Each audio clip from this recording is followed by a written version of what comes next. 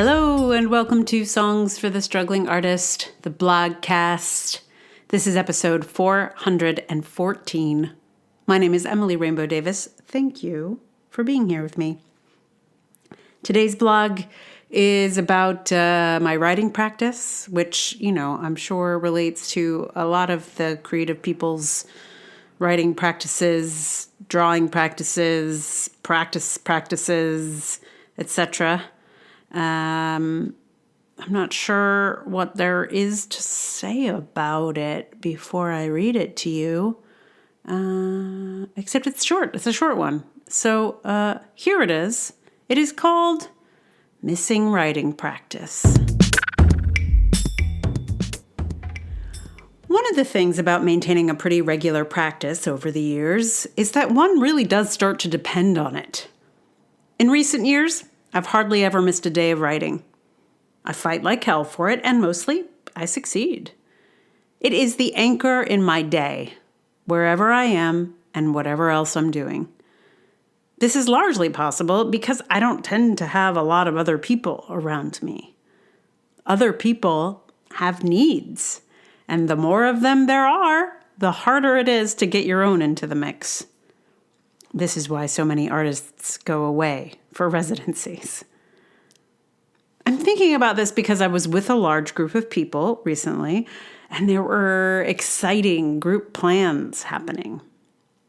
Those group plans intersected with my usual writing time, and knowing full well what I was doing, I joined in with the group. I figured it would be worth it to be part of this group experience.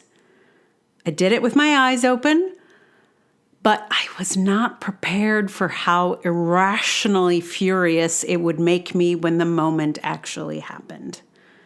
I knew that I had chosen it myself, but when my hour of writing came and I was not in front of my notebook with a coffee, I became positively surly. I wasn't mad at anyone. It was no one's fault but my own, but I was impossible to be around for a while. I feel like I didn't get over it until the sun went down and my body finally knew I would not be having my usual experience that day. And even then, I was holding a residual resentment. I played the card game with everyone that night, but I did not enjoy it. I made this choice so I could spend time with people, but then I became so moody I was unable to really be present with anyone. It was not a good day in the end. It feels important to recognize that these are the consequences of choices like these. To know when I choose to deny my own needs that I will not be able to escape my emotional response. I will have to factor a dramatic mood shift into whatever happens next. This made me think about how this is probably common for anyone whose needs are not being met. Probably some people walk around all day not having their needs met and are just baseline furious all the time. I'm pretty lucky to mostly have everything I need and to be able to honor my own demands most of the time. But I can't pretend I don't know what the consequences will be. Should I choose to ignore these things, I will be angry. And while I probably do a decent job of pretending I'm okay, I'd be surprised if others didn't get a hint of the rage boiling below. Maybe if I let it show, folks might get more concerned about the consequences of disrupting my patterns and offer some support for making sure I got time with my pages. I don't want or need to get anyone else involved, though. I just have to understand the consequences myself and do whatever I have to do to avoid them. Sacrificing my artistic practice time is not consequence-free. So I have a really lovely reader who commented on this particular blog and was like, maybe this explains all of those road rage incidents and people just getting weird at the grocery store or whatever. I can't remember exactly the language, but I did have that thought as I was thinking about this. It's just For me, it's writing that I need. And then when I don't get it, I get mad. But I'm sure there are a multitude of other needs that people have and that they don't have time to address. I think a lot of like parents, for example, they're busy tending to the needs of their children, so they are not getting their own needs met. So, of course, they're going to get mad at the grocery store or whatever. It makes sense. It's just how do we help one another get what we need, I guess, is the thing. Because, it sucks to not have your needs met, even when you're making the choice yourself. Anyway, I felt bad for being so cranky with all of these people when this happened, because it's not their fault. They were like, let's go do this thing. And I was like, sure. Although, it was not as easy as sure. It was like days of like, this means I probably won't be getting to do my thing. Is that going to be bad? The answer was yes. Yes, it is going to be bad. It was bad. In any case. So what song am I going to put here? Well, let me tell you.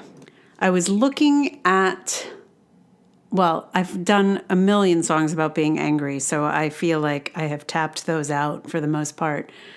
And so then I thought, what was the thing that I chose to go do instead of write? It was to go on a whale watching cruise. I mean, you'll understand why I made this choice, I'm sure. And I did get to see some whales, some pilot whales, and 100 dolphins, and a seal on a raft. So, listen, you see why I made the choice I made. And I'm not sorry about seeing all of that cool sea life. But anyway, so I thought, maybe I should do a song about whales or dolphins. So I looked at Aha has a song called We're Looking for the Whales, which I just could not make sense of. I enjoyed when I had that album as a youth, but I couldn't find my way into it at all. And then Prince has a dolphin song, and Poe has a dolphin song, and just total fails on my end with both of those. Couldn't do it. But so then I started to look at like, what are some of the songs that I have kind of in my, I don't know what to call it, just like in my files that are like songs that I've thought about doing before, or that are just kind of waiting to be the right moment. So I found one of those. And it's not right on the nose for this one, but for whatever reason, it just felt right. And it is Ani DeFranco's You Had Time, because I did not have time for this in this particular post. But it's nothing about that. This song has absolutely nothing to do with writing time. It's about time to think and having had it. And it's really a breakup song is what it is, which this post has nothing to do with, obviously. But there's something about, I think the like contradictory feeling of like, I had time, I didn't have, anyway, just like the sort of mess of competing needs and how you're supposed to like make these kinds of decisions. It just somehow felt like it's not at all what this post is about, and yet somehow emotionally it felt like what this post is about. It's weird. Anyway, you'll see. You'll listen to the song. I don't know. There's something about this song that has always just like got me in the heart, and I'm glad to have finally gotten a chance to play it for you, my listeners. Thank you. So I'm going to play that for you in just a moment. Meanwhile, thank you so much for listening. If you like this podcast, please tell someone about it. Like, review, subscribe in whatever podcast app you're in, or all of them. Just like go on a liking, reviewing, subscribing binge. That would be crazy. You don't do that. And if you would like to support this podcast with some support, you can do that on patreon.com/Emily R. Davis. There's also Ko-fi, there's PayPal. You could join my Substack as a paid subscriber. And if you have other ways that you like to support artists that are not on this list, please tell me about them, and I will join. Mostly thank you for listening, really and truly. It is awesome to have you here. Okay, so I'm going to play for you. You Had Time. Yeah, I feel like I have more to say about this song, but I'm just going to play it for you instead. I did not cry while singing it. Sometimes I do. This time I did not, mostly. So here is You Had Time.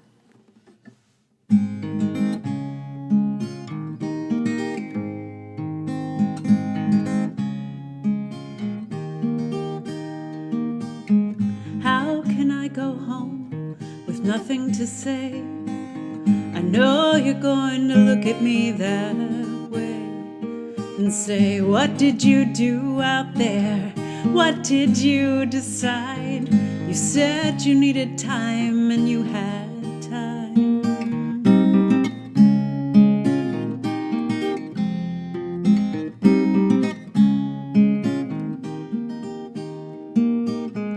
You are a china shop and I am a bowl.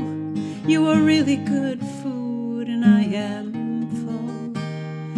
I guess everything is timing. I guess everything's been said. So I am coming home with an empty head.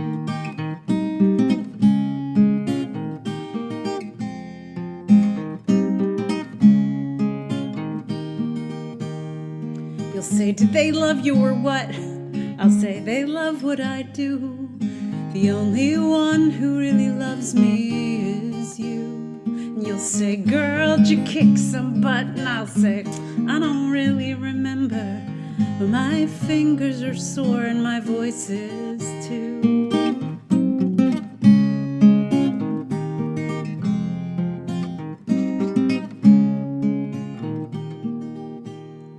You'll say it's really good to see you. You'll say I missed you horribly. You'll say, let me carry that, give that to me. And you will take the heavy stuff and you will drive the car. And I'll look out the window and make jokes about the way things are.